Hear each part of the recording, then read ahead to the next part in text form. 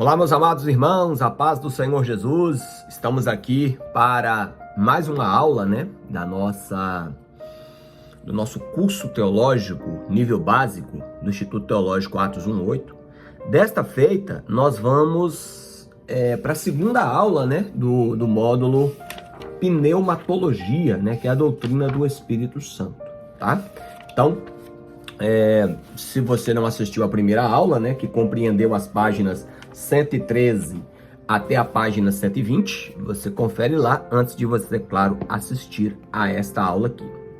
Hoje, a nossa aula vai compreender das páginas 120 até a página de número 125, tá? Então já anota aí no seu material, tá? Que é importante você anotar no seu material. Outra coisa muito importante, meus irmãos, por exemplo, toda vez que você vê revisão geral, fique atentos, porque o uso desse conteúdo, para mim, tá aplicando as avaliações, amém? Então, por exemplo, na página 120, você vai ver aí, a revisão geral da primeira aula, tudo aquilo que você aprendeu. Você para e dá uma analisada aí de tudo que foi, assim, digamos, importante, as nuances que foi importante da aula passada, da primeira aula.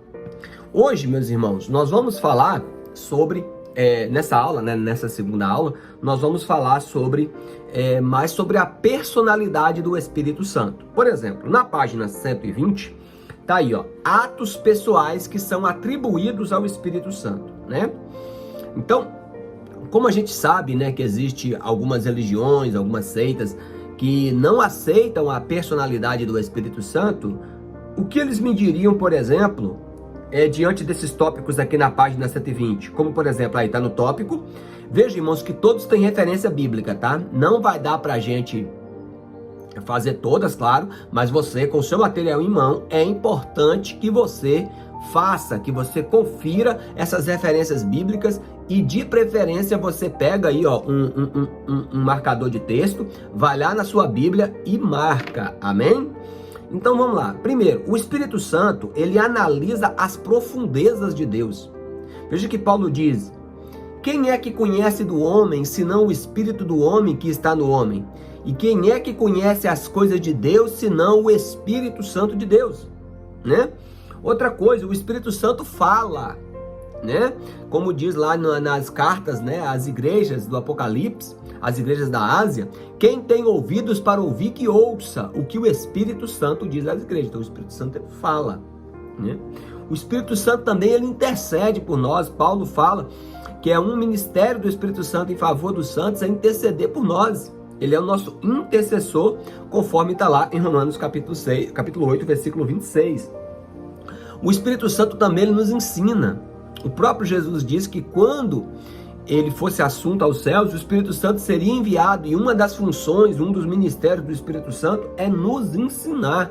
Ele vos ensinará todas as coisas. Ele também nos guia, porque todo aquele que é filho de Deus, de fato, ele é guiado pelo Espírito Santo de Deus, conforme está lá em Romanos capítulo 8, versículo 14. E lá em Atos capítulo 16, nós citamos esse texto na aula passada, que é quando o Espírito Santo, ele guia ali, a comitiva missionária de Paulo, Silas e os demais, que eles queriam ir para a Ásia, eles queriam ir para a Bitínia, mas o Espírito Santo de Deus direcionou eles para a Macedônia, para a cidade de Filipos, E também ele chama os homens e comissiona, Nós já citamos também esse texto de Atos 13, que a igreja ali estava orando, de repente o Espírito Santo se manifesta e diz: separa para mim a Saulo e a Barnabé para a obra que eu os tenho chamado. Meus irmãos, então todos esses atributos, ele prescruta, ele fala, ele intercede, ele ensina, ele guia, ele chama, ele comissiona. Tudo isso são atributos pessoais, provando que o Espírito Santo de fato é uma pessoa.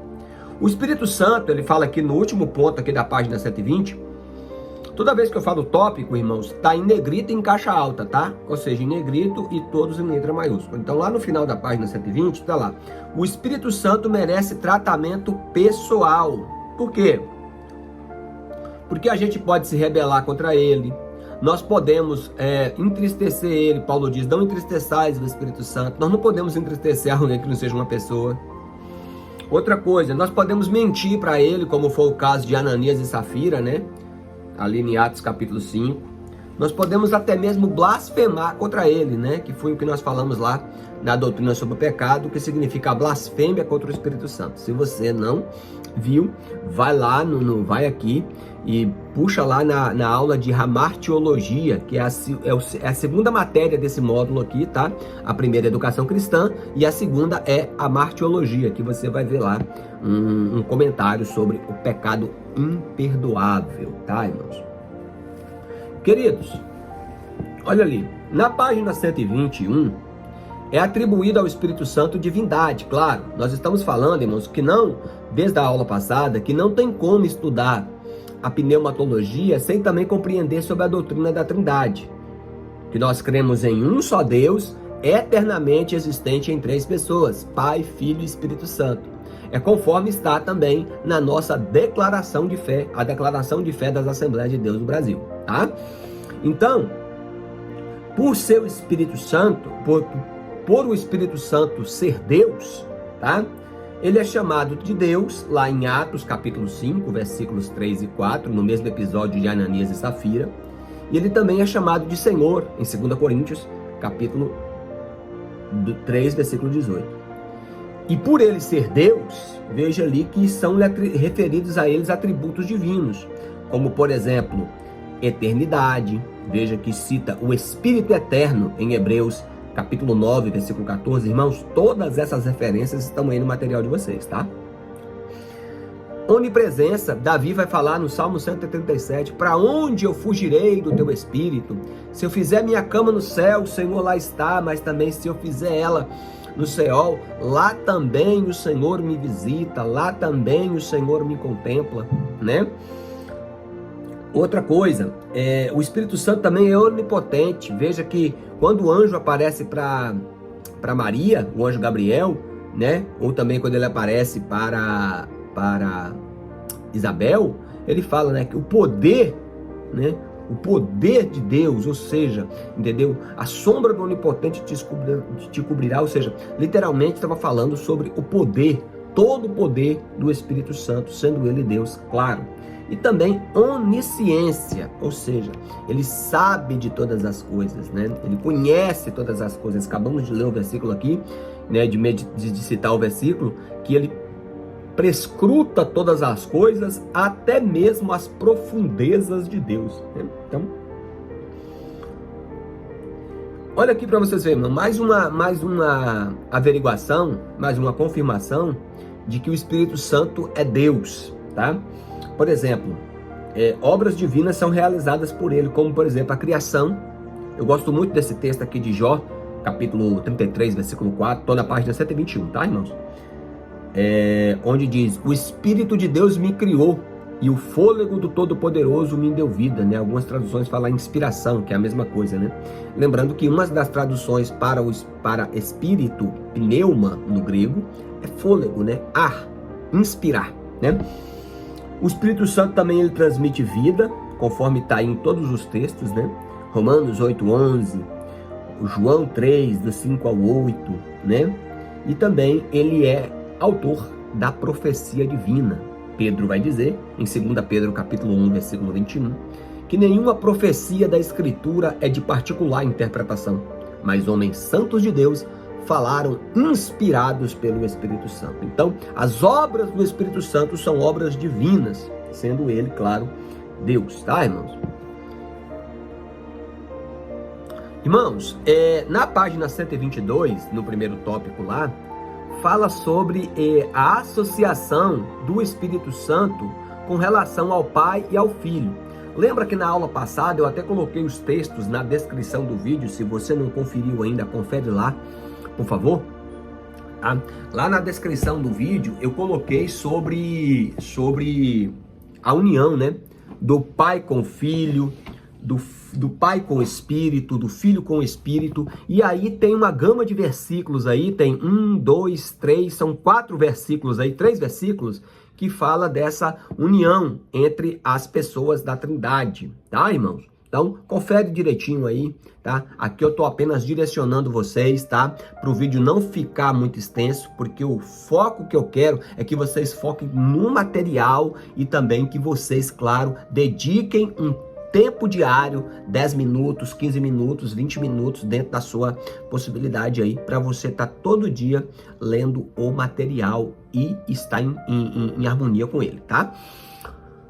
Meus irmãos, na página 122 ainda tem um tópico aí, os nomes do Espírito Santo que descreve sua própria pessoa, tá? Então, nós temos aí também vários textos, tá? Ele é chamado de o Espírito de Deus, o Espírito Santo, o Espírito da Verdade, o Espírito do Testemunho. Tudo isso, irmãos, todas essas referências que se referem ao Espírito Santo, evidencia, claro, a sua personalidade. Amém, meus amados irmãos, tá? Olha lá, os nomes do Espírito Santo com relação a Deus, que é o último tópico aí da página 122. Ele é chamado de o Espírito de Deus que habita em nós, o Espírito do Senhor Jeová, o Espírito do Deus vivo. Então, mais uma vez aí, tá, irmão? E nós vemos também os nomes do Espírito Santo relacionados a Jesus, mostrando aí também a união, tá?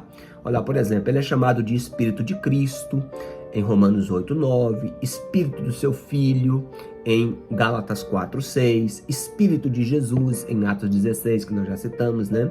O Espírito de Jesus Cristo, enfim. Aí a relação, né? A união entre a pessoa do Espírito Santo e a pessoa do Filho, tá, irmãos? Jesus, tá? Ainda na página 123, nós temos aí, meus irmãos, os nomes do Espírito Santo com relação aos homens, ou seja, a obra que ele realiza, tá, irmãos?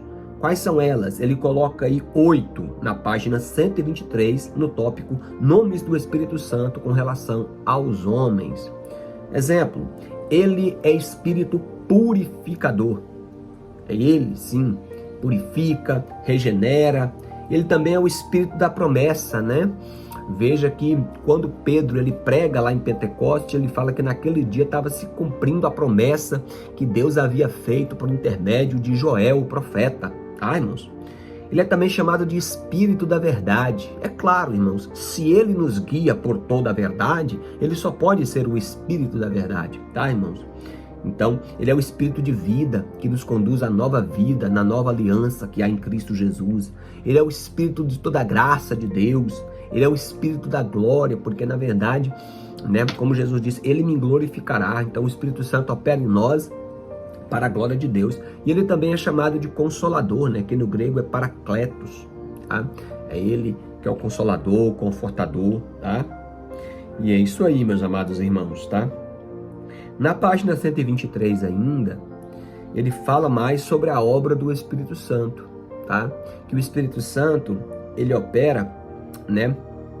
Desde lá do Gênesis, irmãos, a gente vai ver que no ato da criação, o Espírito Santo está presente lá, pairando sobre a face das águas. Então, na criação ele está, né? Fala que pelo sopro de Deus tudo se formou, né? Lá em Salmo 33, versículo 6, tá? Sopro também está relacionado com palavra, aí entra também, claro, a ação do Filho. Então veja que é um Deus trino, tá?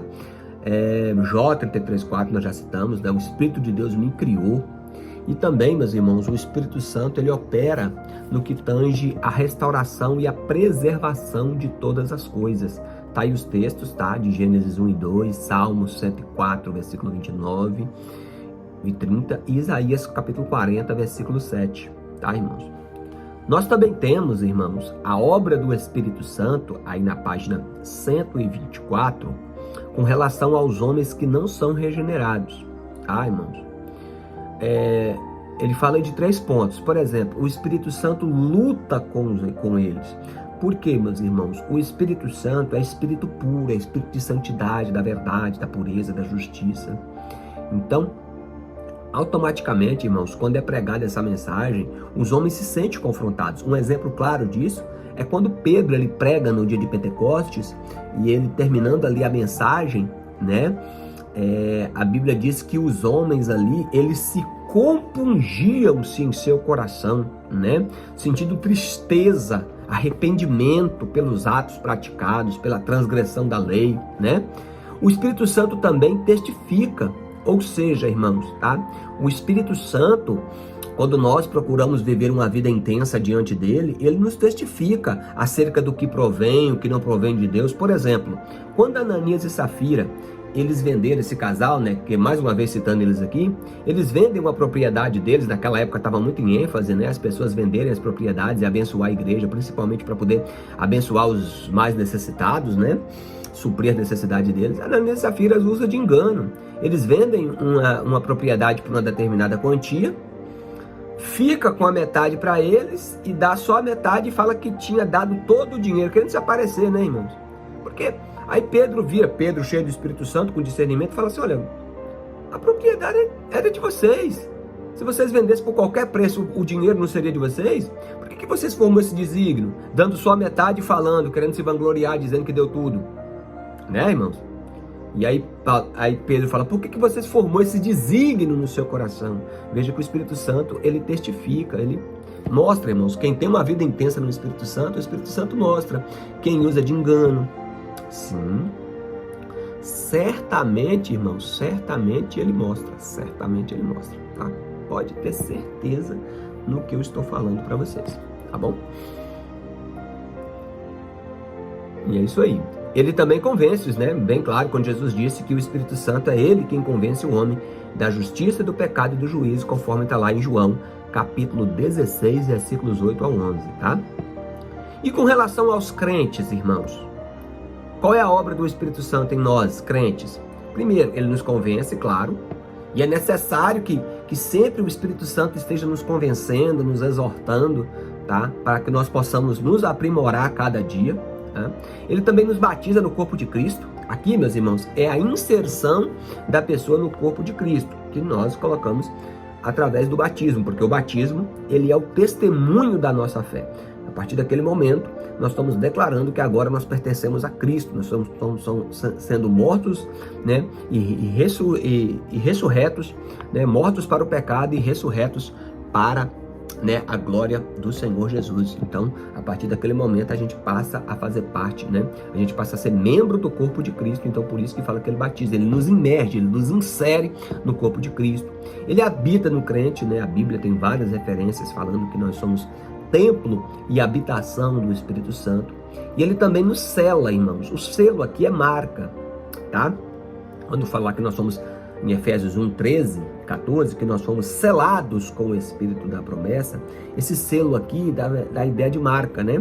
Que é quando, lembra, quando marcava os animais, o gado, encostava um ferro quente ali, tinha geralmente as iniciais do dono, ou iniciais da fazenda, enfim, mostrando que aquele gado ali era propriedade peculiar de alguém. Assim é, analogicamente, claro, o selo do Espírito Santo é a marca que nos distingue como povo escolhido de Deus. Aleluia, tá, irmãos? E o Espírito Santo também ele realiza mais obras, irmãos. Por exemplo, lá no final da página 124, ele proporciona segurança para nós, ele nos fortalece. Olha só para vocês verem, irmãos, quanta obra. Olha, pulando para a página de número 125, ele enche o crente, ele liberta, ele guia, ele chama para o serviço, como nós já citamos, né? Ele também não só chama, mas ele também orienta para o serviço.